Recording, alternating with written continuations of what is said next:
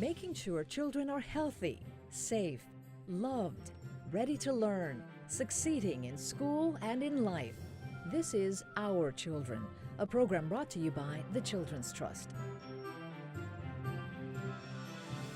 Good morning. I'm Charles Auslander, President and CEO of the Children's Trust. And I'm Ileana Barella with the Herbert Wertheim College of Medicine at FIU. And together we welcome you to Our Children. Well, as expected, this year's legislative session was a wild 9-week ride with many twists and turns that just came to a photo finish yesterday. Some of the results achieved for children and families include comprehensive legislation to reform the child welfare system, requiring 4- and 5-year-olds to ride in a child safety booster seat, and funding increases for school readiness, voluntary pre-kindergarten, and public school maintenance as well as construction.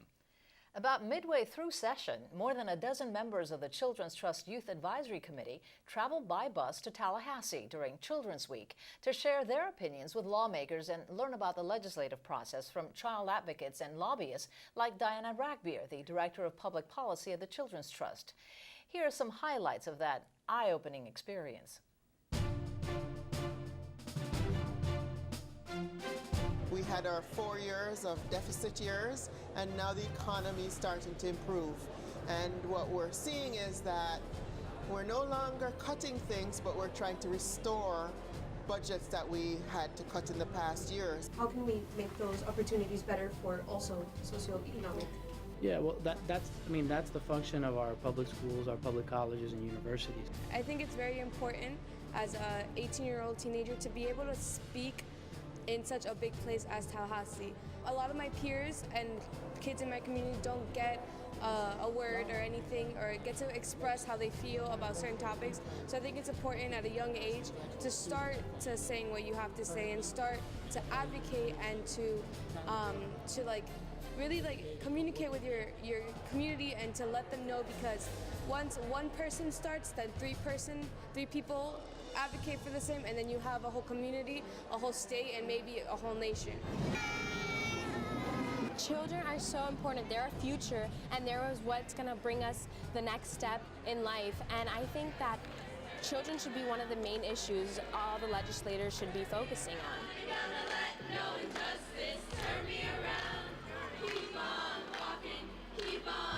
It's a song that symbolizes resiliency, resoluteness, and resistance to injustice in our society. Homelessness is an injustice that must be righted.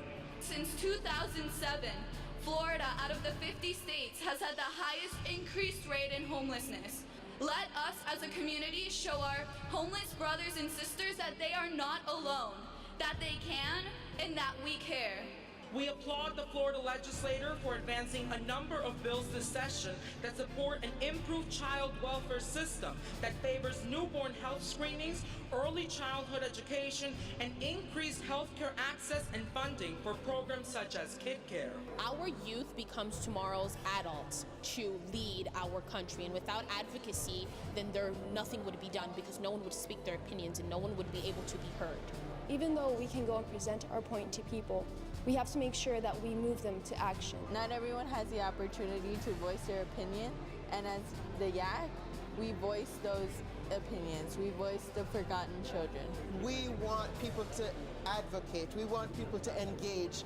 This is a citizen-driven process, and the more we know about it and educate ourselves on how to impact the process, the better off we are. We really need champions of all ages for children's issues. We want to end this speech by asking all of those here today to follow in the words of Gandhi, where he said, "You must be the change you want to see in the world." Next, we're going to delve a little deeper into the child welfare bill approved overwhelmingly by members of the State House and Senate, following the documented wave of children dying at the hands of their abusers in Florida. Some highlights of the legislation include increased educational requirements for child investigators and their supervisors, requiring children in the system to attend child care 5 days a week until they enter school to keep more eyes on their well-being, funding to hire more child protective investigators, establishing critical incident rapid response teams to send to the scene of a child death or incident, and instituting that the abuse of one child may result in the removal of other siblings in the home. Joining us now are Gilda Faradaz, Managing Director for the Department of Children and Families, Southern Region of Florida, and Katie Black, Director of External Affairs at Our Kids of Miami-Dade and Monroe Counties. Welcome to both of you. Thank you for having us. Thank you for being here. Gilda, let's start with you, then get Katie's thoughts. Will all the changes I just outlined, as well as others, help keep children safer from abuse and neglect, in your view? Well, I think the main change that's going to make a big difference is the increase in protective investigators. Right now, our protective investigators have pretty large caseloads. And if each investigator had fewer cases to be working on, they could concentrate more on each family. And we believe that that's the single most important thing in keeping these families safe. Katie, do you think it's also setting us on the path to positive reform? I think it's a step in the right direction. I think that definitely professionalizing the workforce is a great step in the right direction. So there were a couple things that the legislature did this year that we think is really going to help. One is, how do we recruit quality workers into this system? This was a key problem. This has been a key problem throughout the years. Absolutely. The burnout, and you read it in the quality people to begin with. Well, you read it in the newspaper, and you're reading all these horrible things. Why would anybody want to put their job on the line and go into this field? So what the legislature did was allow for tuition reimbursement and also stipends for people that want to get MSWs and come into child welfare, which I think is a really great step in the right direction in terms of recruiting and retaining quality workforce. So there are some other things too, such as mental illness, drug addiction, alcohol addiction. Those play a central role so often in these child abuse cases. Do you think that based upon what happened in session, there'll be a renewed focus on those issues as well? Definitely. I think that it's really important that the issue was brought up, and there's been robust discussion on the issue and the importance in families' lives and how mental illness can influence family functioning and can influence children and actually have an impact on child abuse in the families. What about community-based organizations like yours, Katie? How does this bill impact that type of organization? So I think that we have to wait and see. I think that we will see an increase of kids coming into foster care because you have more investigators on the street, because there's been that heightened awareness because of the trend that we've seen in mental health and substance abuse, in domestic violence, multi-generational issues that are now kind of seeing trends and making sure that we remove kids when they're not being able to be kept safely in their home. And so I think you will see more kids come into foster care, and we have to make sure that we're able to serve those kids appropriately. The legislature did put $10 million additional dollars for the community-based care. Unfortunately, last year there was $5.6 million in non-recurring funds they didn't restore. So really, we're only seeing an increase of about $4.4 million. So we're hopeful that we can work along with the department to ensure that we're not seeing too much of an influx of kids coming into foster care at a rapid rate that we can't serve. So Katie, I'm sorry. I'm sorry, okay. because no, go ahead. Because I was wondering what you think, because you're so involved in this and you've been involved with the system from both sides. What do you think we're going with these reforms? Do you think it's obviously everyone thinks it's a step, but how much of a step in the right direction? No, I appreciate your asking. I mean, I think there's a tremendous opportunity here. First of all, just having the dialogue is critical. But I also do think that, as Katie has referenced, and some of the legislators themselves have referenced, there's so far to go. There are things that are going to happen as a consequence of this legislation that probably will have to be addressed next year. Right. But I think it's a work in progress. We need to talk about things that are going to take some time. Quality of the workforce, many fine people already working for the community-based organizations, for DCF, but we need to be more rigorous about the quality of the work, understanding the nature of it, and having to make these life and death decisions, which are just tremendously challenging. And we need to be there in order to get this kind of quality workforce. I think we need to be there with the funds to pay for this kind of a quality workforce as well. Absolutely correct. It's just essential. As Gilda and I go way back, and I think today we know that in our community, thanks to programming, for example, that the voters allowed, like the Children's Trust, we have prevention programs, and we have things that we didn't have before. But we need more. We really do. I think what Charles says is exactly right. This is a community issue, and it's not just the department, not just the community-based care agencies. The Children's Trust does puts an enormous amount of resources in the community to help families and prevent child abuse. Our goal really is to prevent child abuse. That would be, I think everybody's goal, that they never come to the attention of the department or the community-based care agencies, and that we support the families in our community so they don't come to our attention. And I would also say that it takes a community, right? And so we do get most of our funding from the legislature, but there are other things people in this community can do. They can foster, they can adopt, they can volunteer, they can give. Everybody can have a role in helping these kids. Right. And we desperately need foster homes. And I think that people oftentimes are like, oh, I can't foster. They can. They can do it. And we have amazing foster parents. And so I urge people just to learn more about it or ways they can support the foster care system. New PJs for kids when they come into foster care. That goes so far. If they're getting rid of gently used books. I mean, all of those ways are ways that people can do as much or as little to support the work that we're doing. Interesting. Yeah, no, ultimately, these are just kids, like all other kids, and sadly, they've been dealt some challenges in life that hopefully our children didn't have to suffer from. But like Katie says and Gilda has said, it's about an entire community approach to make it I guess the next question is what has been left out that still needs to be addressed? What has been left out of this bill that still needs to be addressed? Well, I think as we move forward, we will see where there continue to be gaps. Recently, what's high on that list of gaps? Yeah, recently the secretary for the department, the interim secretary, Esther Jacobo, asked the KC Family Programs to do a gap analysis in the state. And in that gap analysis, there were issues that came up. Some of them were mental health issues. Child care availability is a big issue in our community. Housing are issues in our communities. So it's not just the specific children's services like Charles said. It's a community issue. Many of our families that come to our attention have housing issues. They are big families in small apartments. So housing is an issue. They're just any issues that would affect any family. Well, thank you both for joining us. Clearly, this is a terribly complex issue. No easy answers. We'll just have to wait and see what comes up. Thanks for joining us. Thank you. Well, we're gonna take a very short break, and when we come back, we're going to talk about the value of summer camp for children and how to find those camps. Plus, we've got the very latest on the countywide Young Talent Big Dreams competition and how you can catch the grand finale.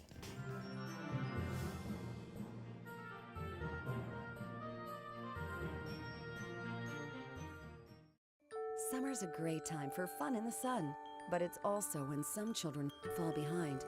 Many kids lose as much as 2 months of math and reading skills unless they're reading and attending a summer camp that stimulates their brain as well as their body. Find a summer camp full of fun and learning in the Children's Trust Summer Programs Guide at thechildrenstrust.org or in any Winn-Dixie store in Miami-Dade County, or call 211.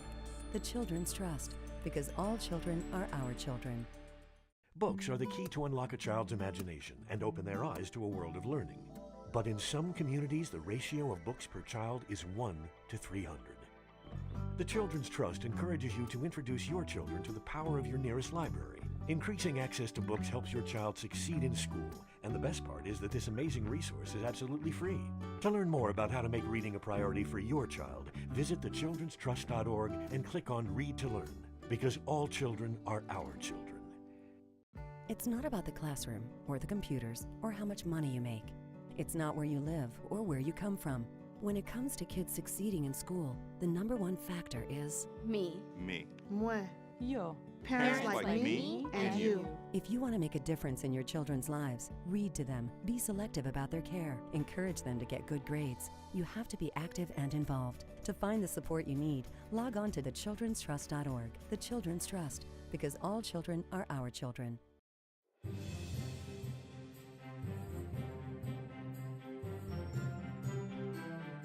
Welcome back. With FCAT testing over and the heat index rising, that can only mean one thing. Well, let's see. Well, the kids will be home. It's hot out. My air conditioner's going to break. Okay, so more than one thing. No. Wait. The kids will be home. It's hot outside. They're going to drive all their parents crazy. How am I doing? Is that just one thing? No. Okay. 2, 3. All right. So we're going to have some good solutions to offer, Ileana. Okay. Let's see. Joining us now are representatives from 3 organizations with year-round programs who are gearing up for summer camp. Let's welcome Christy Berry Wilson, Director of Social Services at the Richmond Perrine Optimist Club of Miami, Brian Schaefer, Vice President of Children's Services at the YMCA of Greater Miami, and Ruth Wiesand, Director of the Thomas Armour Youth Ballet. Thank you all for being with us today. Thank you for having us. So Brian, let's start with you. The YMCA has a wide variety of programs, but tell us what you do to stem the tide of summer learning loss when kids forget weeks of what they learned in the classroom. Sure, absolutely. We all know that this is such a big issue. Yes, it is. And it's really not just about maintaining over the summer months, but it's about helping kids improve and increase and learn new skills. So we have a very holistic approach to it. Academics are really important, and through our partnership with the Trust, we're able to have certified teachers offer daily reading instruction, take evidence-based approaches to physical fitness activity. We have a nutrition program, so that's really where the holistic approach comes in. Also balanced with traditional summer fun, because we think that that's really important. Kids need to get out, they need to be active, they need to go on field trips, they need to swim and have a blast and make new friends. So that's really our approach to it, and really the partnership with the Trust has allowed us over the past few years to really see significant increases in children's learning abilities. And we're very intentional about that. Okay, but you know what? You really make it tough on parents at the Y. I'll tell you why. You have so many different programs, right? So many things for parents to consider. It's a tough choice. What would you suggest that parents do in order to decide which one of your camps is best for their kid? It is. I won't lie. Being a father myself, it's an important decision. I think the first thing you want to match the program to your child. You know, what type of program? There are so many different types. There's arts programs. There's theater programs. There's sports programs. There's also your traditional exploration programs. We also have a junior marine biology camp, which is obviously focused on science. So you want to obviously consider what your child likes, but I also think you want to do your own homework. And I think you want to take a look at the organization, the history of the organization, and that will tell you a lot about where the organization sits within the community and what their values are. I think an exciting and an awesome summer is also a safe summer. So you want to make sure that the organization has training programs for their staff, that they have experienced staff, that they have daily lesson plans, that they're organized, and that they offer age-appropriate activities. And I also think that you're also going to consider price, obviously. And I think it's our responsibility to meet the community's needs. And we offer financial assistance, so that's probably something you want to consider as well. So Christy, let's get your input. The Richmond Perrine Optimist Club also runs a summer program. Tell us about it.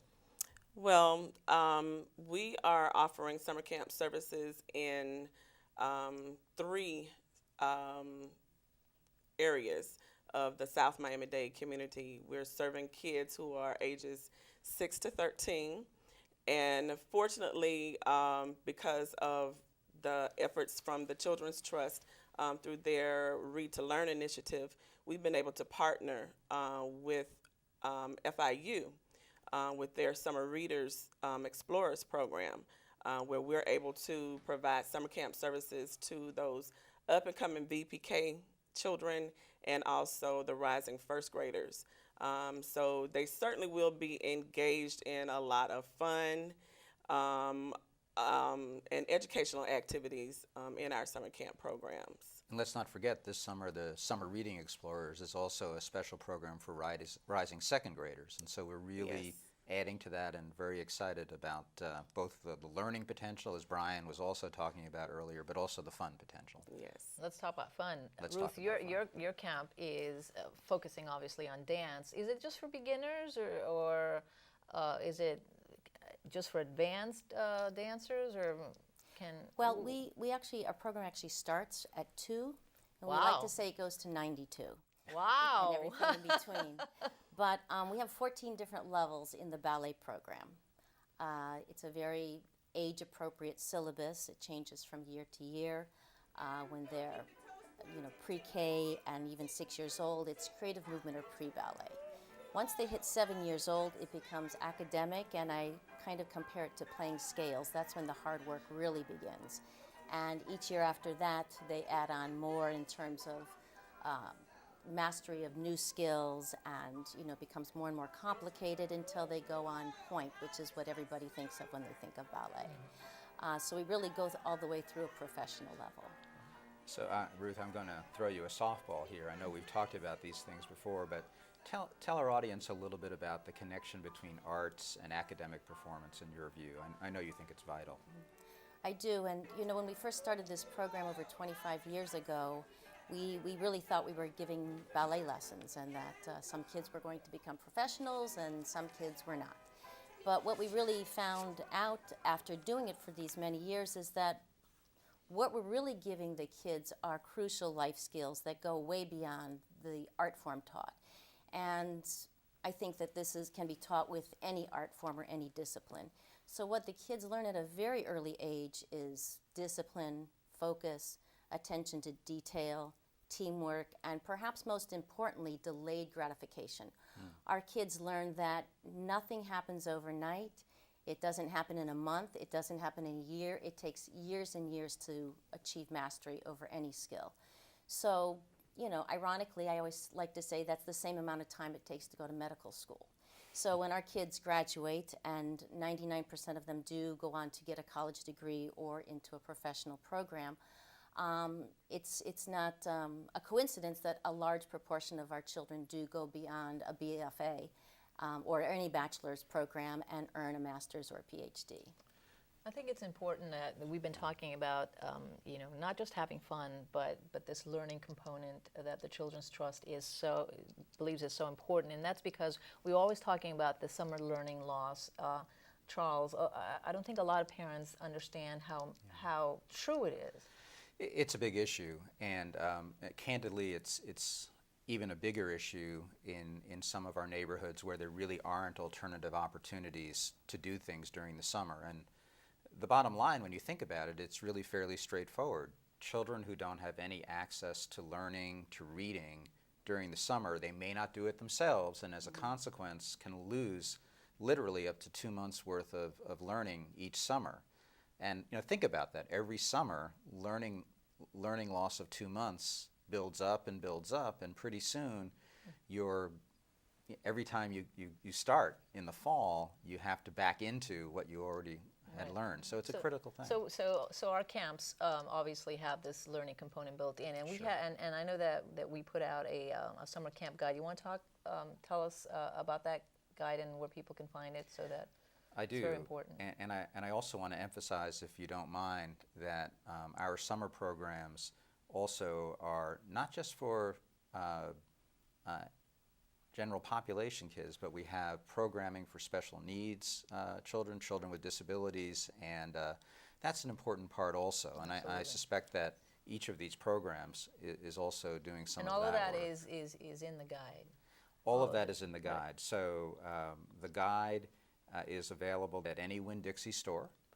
They can also get it online at our website, thechildrenstrust.org, and of course by contacting Switchboard 211's helpline. And so it's really pretty straightforward, pretty easy to find out what those opportunities are. But I'd also urge people to, even with all those opportunities you talked about and all those choices, to make decisions early if they can. Do your homework. Thank you. Thank you all for being with us. We're almost out of time, so want to make sure that you understand that we really appreciate all you do for the kids, especially in the summer. Before we go, though, we want to tell you about tonight's anticipated dramatic finish of the Young Talent Big Dreams competition at the Miracle Theater in Coral Gables. When the curtain rises at 7 p.m., it will mark the culmination of months of auditions held all over Miami-Dade County. The talent search for youth between the ages of 8 to 17 is held by Actors Playhouse in collaboration with the Children's Trust, and it includes a host of categories from dance to spoken word and everything in between. Let's show you what we mean. My name's Rachel. I'm going to sing Skyfall. Thomas Holloway. My name is Ali Lasso, and I'll be performing Hallelujah. I rap. I'm doing individual dancing. Musical theater. This is our 4th year of a countywide competition where we go out into the community and try to find the newest, best, and brightest talent in 9 different categories. We're looking for that special, unique individual, whether it be through dance, drama, the visual arts, instrumental arts, but something that has that unique quality that we can capture and hopefully help them enhance their ability so that they can become that star that they desire to become. Let the sky fall when it crumbles. They always ask me, man, just stop gospel rapping. And I'd be like, nah, man, you can't distract me. I want to be a professional singer, and I want to spread happiness to my audience, and I want them to feel connected to my music, because I just want to express myself. With arts cuts in the school and less opportunities for young people, we felt like this would be an opportunity for them to step outside, take a chance.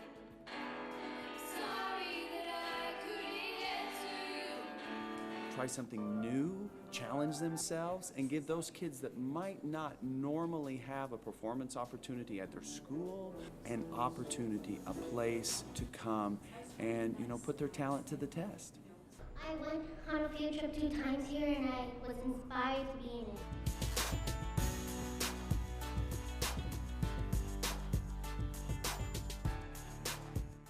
Well, it's not too late to buy your tickets at actorsplayhouse.org, or simply you can pay at the door.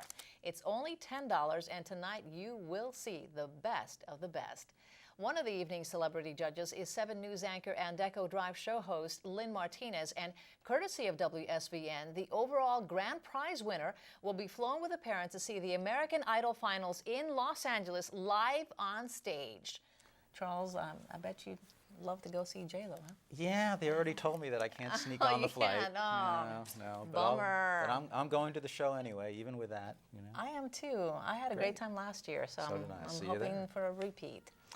I'm Ileana Varela. On behalf of the Children's Trust and Charles Auslander, thanks for joining us. Have a great weekend.